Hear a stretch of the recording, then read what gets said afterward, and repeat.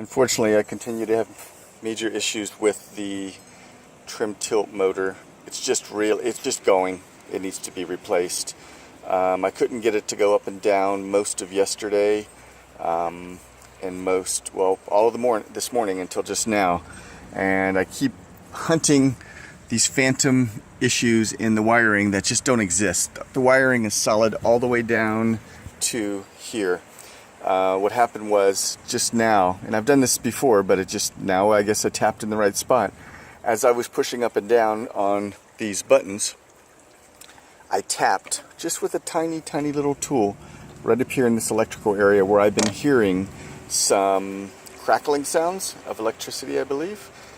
Probably the brushes inside the top of that are just going bad, which is actually repairable, but it's generally with labor more cost effective just to replace the trim tilt motor. Anyways, let's see if it will go up and down right now, and let's see if it will demonstrate some of the noises that clearly indicate its imminent failure.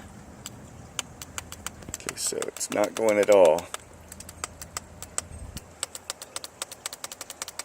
Come on. Just before I went and got the camera, it was actually going. Just barely. Come on. There we go. See, after all of that clicking, I just did that over and over again until eventually it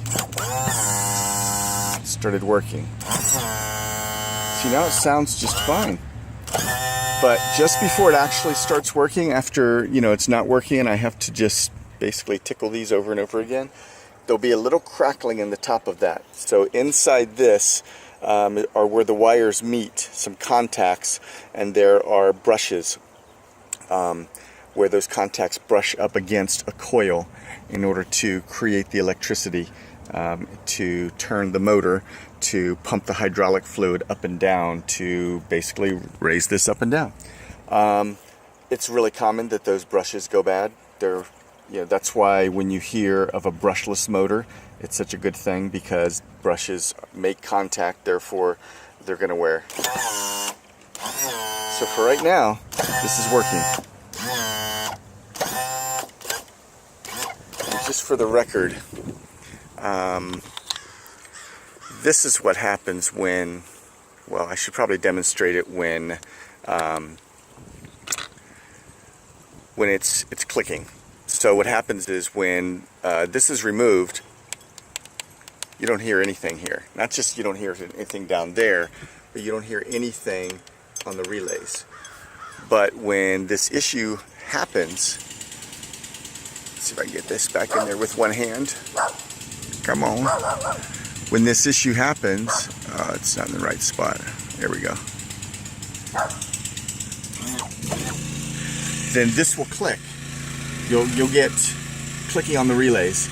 And if I pull those relays off and measure it with a multimeter at the relays or down at one of these connectors, you'll still get power going through.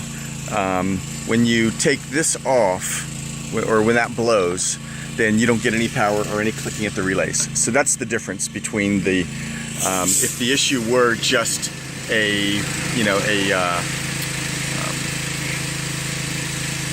I guess we'll edit this part out, a fuse, but that's not what it is. And it's not the switch either. See it's starting to, there we go. It's going to be hard to hear now because there's a motor running next door.